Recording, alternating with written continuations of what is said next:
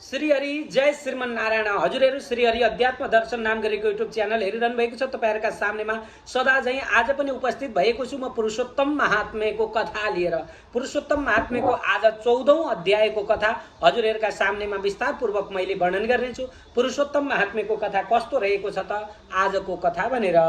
जय श्रीमन नारायण श्री हरि। अघिल्लो अध्यायमा गएर दृढदण्ड नाम गरेका राजाको प्रसंग हामीले सुनेका थियौं। दृढदण्ड नाम गरेका राजा अत्यन्त शक्तिशाली ज्ञानी र ध्यानी राजा हुनुहुन्थ्यो।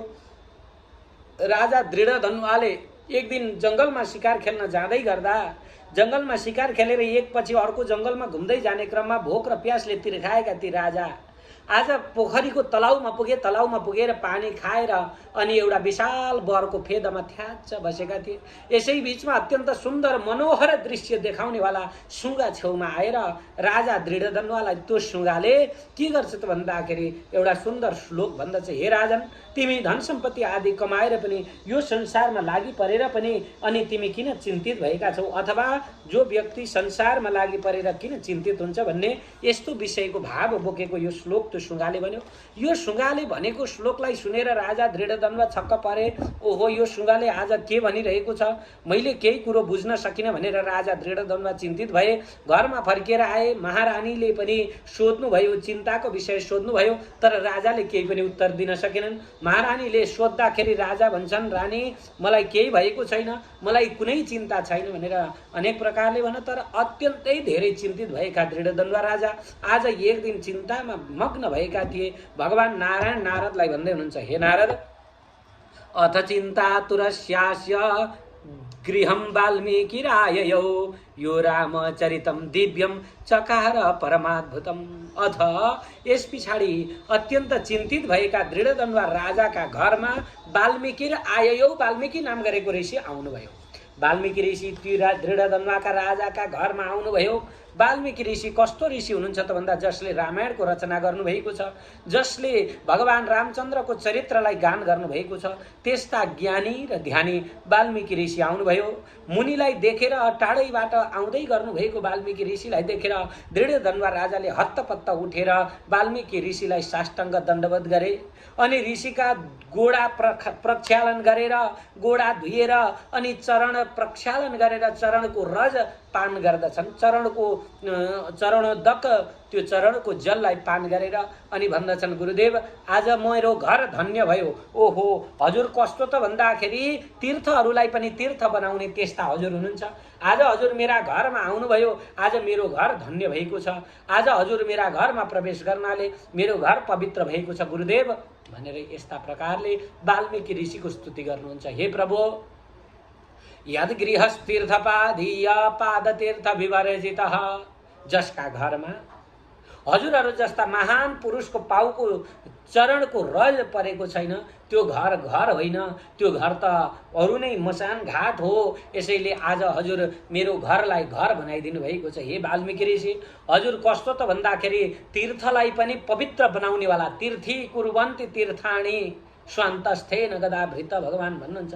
तीर्थी कुर्वन्ति तीर्थानि, तीर्थलाई पनि तीर्थ बनाउनेवाला तपाईँ हुनुहुन्छ। हामी जो तीर्थ भनेर जान्छौँ त्यस्ता तीर्थहरूलाई पनि तीर्थ बनाउनेवाला तपाईँहरू हुनुहुन्छ। त्यस्ता तपाईँ आज मेरा घरमा आउनुभयो। आज म धन्य भएको छु। हजुरको दर्शन मात्रले मेरा शोक दुःखहरू सारा कष्टहरू निवृत्त भएका छन्। घरका मानसिक चिन्ता र तनावहरू मेरा शोकले हजुरको त्यो दर्शनले मात्रै पनि मेरा दूर भएका छन्। आज हजुर मेरा घरमा आउनु भएको छ। हे प्रभु, दृढदण्ड राजा भन्दैछन्, म कृतकृत्य भएको छु। हजुरले मेरो जन्म सफल बनाइदिनु भयो। हे जगतलाई पवित्र पार्ने हे प्रभु, हजुरको जय होस्। मेरो ठुलो भाग्यको म के वर्णन गरौँ। आज मेरो भाग्यको उदय भयो। भाग्योदयेन बहुजन्म समर्जितेन, अनेक जन्मको भाग्यको उदय भएपछि मात्रै हजुरहरू जस्ता महापुरुषको दर्शन प्राप्ति हुन्छ भने आज मेरो अनेकौं भाग्योदयेन बहुजन्म समर्जितेन, बहुजन्म समर्जित भनेको धेरै जन्मसम्म समर्जित भएको, धेरै जन्मसम्मको पुण्यको प्रभाव आज फुकेको छ मेरो। आज मेरो भाग्य एकीकृत भएर आएको छ।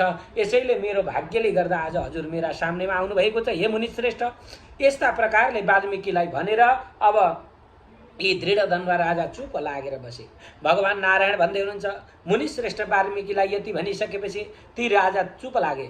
अनि वाल्मीकि मुनिले पनि नम्र व्यवहारका साथमा, नम्र बोलीका साथमा राजा दृढ धनुवालाई आशीर्वाद दिँदै अगाडि भन्न लाग्नुहुन्छ। वाल्मीकि ऋषिले तब भन्नुहुन्छ, अनि वाल्मीकि ऋषिले भन्नुहुन्छ, हे नृपश्रेष्ठ, ठिक छ, तिम्रो तपस्याको कुरोहरू पनि अत्यन्त सुन्दर मैले सुनिरहेको छु।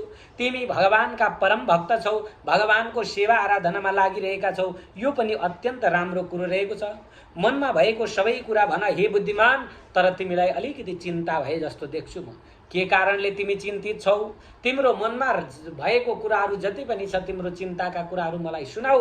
म तिम्रा चिन्ताहरू दूर गर्न चाहन्छु, अथवा तिम्रो के चिन्ता रहेछ म सुन्न चाहन्छु भनेर यस्ता प्रकारले वाल्मीकि मुनिले सोधिसकेपछि, तिमीले त तपस्याद्वारा आफ्नो कुललाई पवित्र गराएका छौ, तपस्याले नै आफ्नो कुललाई पवित्र गराएका छौ, अब बताऊ के छ त तिम्रो केही चिन्ता छ भनेर भनिसकेपछि दृढ धनुवा राजा अत्यन्त प्रसन्न भएर वाल्मीकि ऋषिका अगाडि हात जोडेर भन्न लागे, प्रभु, मेरो हृदयमा एउटै मात्रै काँडो भिजिरहेको छ, हजुरले त्यो काँडोलाई हटाइदिनु पर्यो।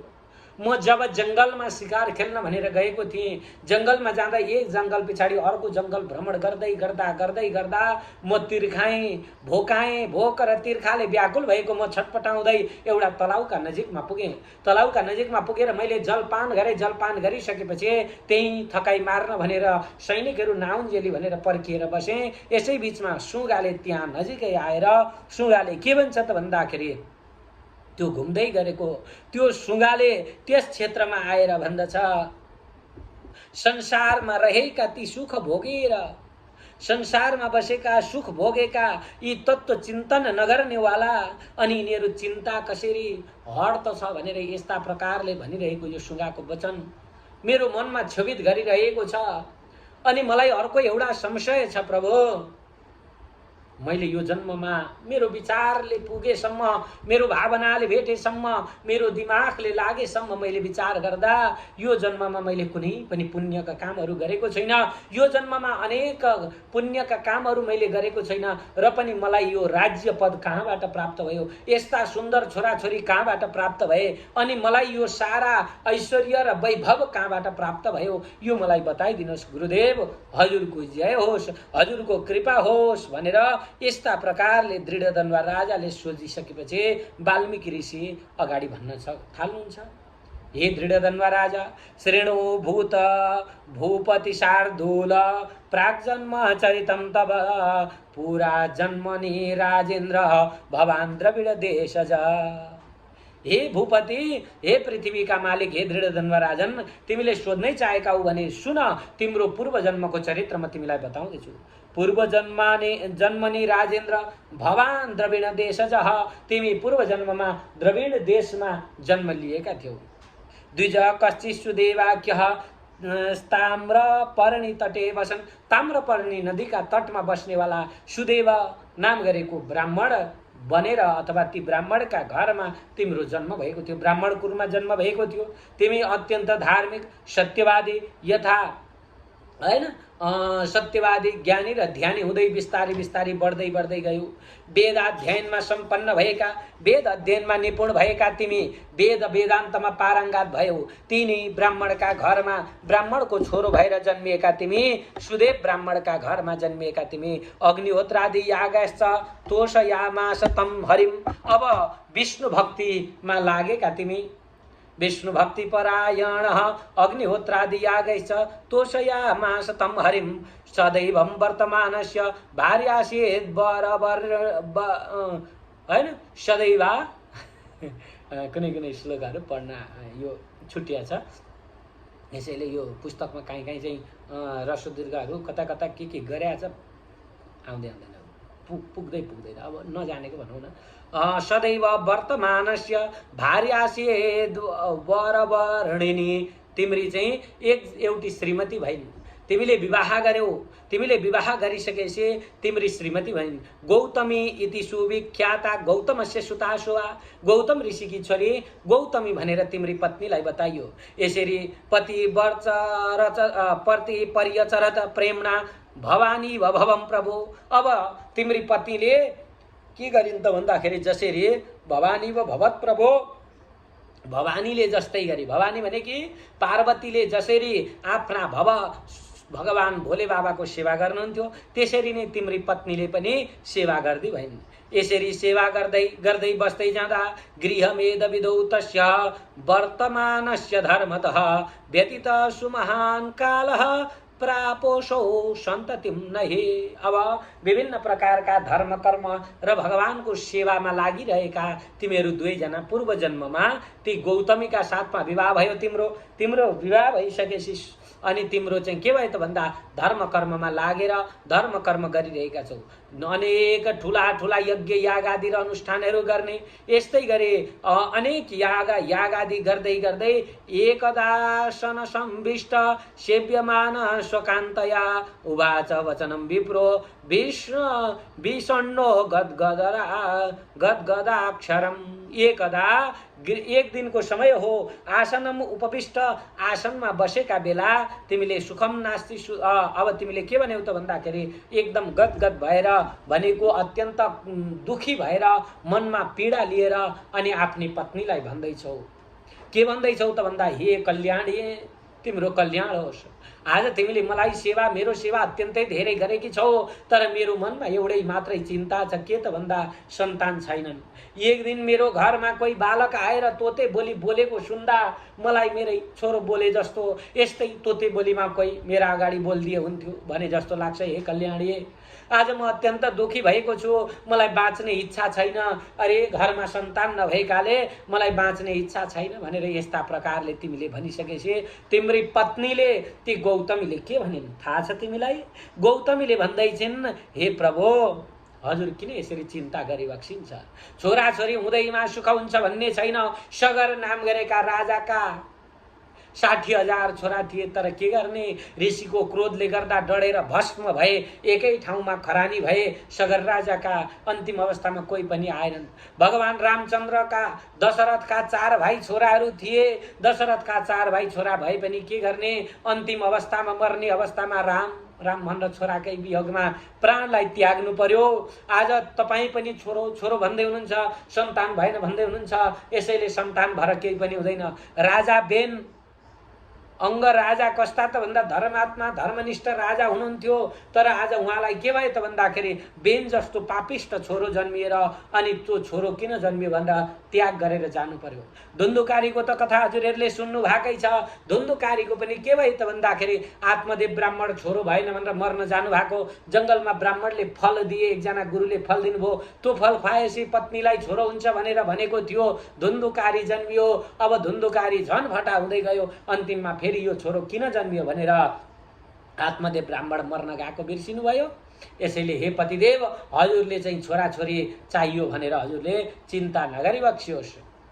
हजुरले यसरी चिन्ता नगर्नुहोला। सन्तानको सुख भनेको त यो त एक क्षणको मात्र सुख हो। यसैले हे प्राण परमेश्वर, हे प्राणेश्वर, हे मेरा प्राण भन्दा प्यारा पति, अब यस्ता तुच्छ कुराहरू नगर्नुहोला, एकदमै नभन्नु, किनकि तपाईँ जस्ता विद्वान भगवानका भक्तहरूले यसरी मोहमा पर्नु हुँदैन। हे स्वामी तपाईँ सत्य धर्मात्मामा अडिग हुनुहुन्छ।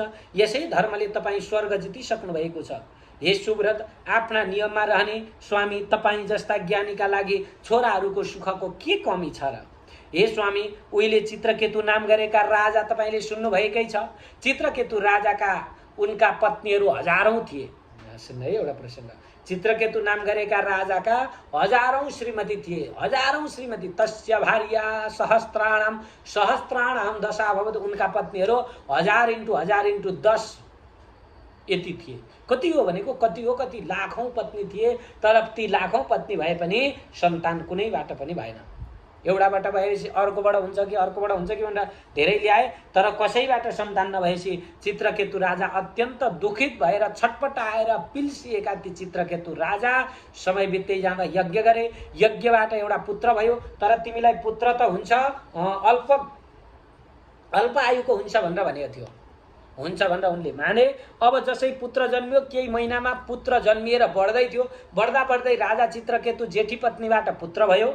जुन पत्नीबाट पुत्र भयो त्यही पत्नीलाई धेरै माया गर्ने भए। चित्रकेतु राजा त्यही पत्नीका घरमा छिनछिनमा पुग्थे, त्यही पत्नीसँग छिनछिनमा जान्थे। अरू उनका श्रीमतीहरूले विचार गरे, ओहो आज यो छोराले गर्दाखेरि हाम्रो माया प्रेम बाँडियो है, हाम्रो माया प्रेम बाँडियो। यो छोरो नभएको भए त आज हामीसँग पनि आउँथे, हामीसँग पनि खायो नखायो मिठा नमिठा कुराहरू गर्थे। आज छोराले गर्दा त्यही सौतालाई मात्रै माया गर्छन्। यसैले हाम्रा श्रीमानबाट माया खोसिनुको कारण भनेको यही छोरो हो भन्ने विचार गरेर यी चित्रकेतु राजाका पत्नीहरू मिलेर दासीको माध्यमद्वारा त्यो छोरालाई विषपान गराए। जसै विषपान गरेको चित्रकेतु राजाले के गर्छन् त भन्नुहुन्छ भनेदेखि मरेको त्यो छोरालाई काखमा राखेर रोइरहेका छन्। उताबाट नारदजी आउनुभयो, छोरालाई सम्झाउनु भयो, हे राजा तिमीलाई पूर्ण आयु भएको छोरोको सुखै छैन, मलाई त जसरी भानी चाहियो, मलाई त छोरो जसरी भानी चाहियो भनेर राजालाई नारदलाई भन्छन्। नारदजीले भन्नुभयो उसो भए चुप लागा, रुन छोड, म छोरो दिन्छु भनेर नारदजी महाराजले मन्त्र पढेर जसै मन्त्र पाक्नु भएको थियो त्यति बेला यो जीवमा वाक शक्ति आयो। त्यो मरेको प्राणी जुरुक्क उठेर अनि त्यहाँबाट अगाडि बढ्न लाग्यो। चित्रकेतु राजा मेरो छोरो उठ्यो भनेर बाँच्यो भनेर अँगालो मार्न गएका थिए। त्यति नै बेला चित्रकेतु राजालाई त्यो बच्चाले परै रोकेर भन्दछ, कस्मिन् जन्ममयी भवान् मातरम पितरम च ते कर्मभीर भ्राम्यमाणानां देवतेर्यं नयोनिषु। तपाईँ कुन जन्मका मेरो बुवा हुनुहुन्छ? अरे यो संसारमा कर्मको खेलमा आएर कहिले तपाईँको बुवा भएँ, कहिले तपाईँको छोरो भएँ, कहिले तपाईँको नाति भएँ, कहिले तपाईँको हजुरबा भएँ, कहिले तपाईँको मित्र भएँ, कहिले तपाईँको दुश्मन भएँ, कहिले के भएँ, किरा फट्याङ्ग्रा कीट पतङ्गा आदि योनि घुम्दा घुम्दै हजारौँ जन्महरू बितिरहेका छन्। म त आफ्नो कर्मले यो संसारमा आएको हुँ। तपाईँ बताइदिनुहोस् तपाईँ कति नम्बरे मेरो बुवा हो? यो सुनेर चित्रकेतु राजालाई वैराग्य आयो। ओहो लौ यो त संसार भनेको मिथ्या रहेछ भनेर, हे पतिदेव हजुरलाई थाहा छैन चित्रकेतु राजा का छोरा जन्मिएर पनि पछि उनलाई के भयो त भन्दाखेरि छोरोले छोडेर जाँदा उनलाई वियोग दुःख सहन गर्नु पर्यो केही दिनको लागि भने। यसैले तपाईँ सन्तान सन्तान भन्दै हुनुहुन्छ भनेर यस्ता प्रकारले ती गौतमीले आफ्ना पतिदेवलाई भन्दै हुनुहुन्छ। यसैले सन्तानको सुख भनेर नलाग्नुहोस्, सन्तान सुख केही पनि छैन। यस्ता प्रकारले अंगराज पनि दुष्ट पुत्र बेनले गर्दा अत्यन्त दुखी भएका थिए। उनी रातमा नै जंगल राजा अंग पनि रातमै जंगल जानु पर्यो आफ्नो छोरो बेनका कारणले। यस्तै गरी कंसका कारणले कंसका बुबाले पनि जेलमा जानु पर्यो भने यसैले यो के गर्नु त भन्दा पुत्रको शोकलाई तपाईँ छोडिदिनुहोस्। त्यस्तै हे स्वामी तपाईलाई सन्तान सुख दिने पनि हुन सक्छ हैन, सन्तान दुःख दिने पनि हुन सक्छ, सन्तान सुख दिने पनि हुन सक्छ। कसले जानेको छ र सन्तान जन्मिने बित्तिकै सुखै मात्रै हुन्छ भन्ने कसलाई थाहा छ र? यसैले हे स्वामी हजुरले के गरी बक्सियोस् त भन्दाखेरि सन्तानको सुखलाई सन्तानको इच्छालाई त्याग गरी बक्सियोस्। हे स्वामी उहिले कर्दम ऋषिले जसको आराधना गरेर छोरो पाएका थिए, जुन छोरो संसारमा सांख्यका आचार्यहरूले स्तुति गरिएको कपिल भनेर बताइएको थियो, त्यस्ता कपिलदेव भगवान प्राप्त हुने ती भगवानको आराधना गरौँ भनेर यस्ता प्रकारले ती गौतमीले आफ्ना श्रीमानलाई गएर भन्नुहुन्छ।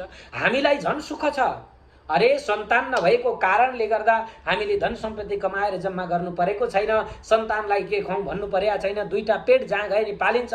यसैले यो समय हामी मात्रै भगवानको ध्यान गरौँ, भगवानको चिन्तनमा मन लगाऊ, भगवानको ध्यानमा मन लगाऊ, भगवानकै कुराहरू गुणगानमा मन लगाऊ। हे स्वामी यसैले हजुरले सन्तान भएनन् भनेर चिन्ता नगरी बक्सियोस्।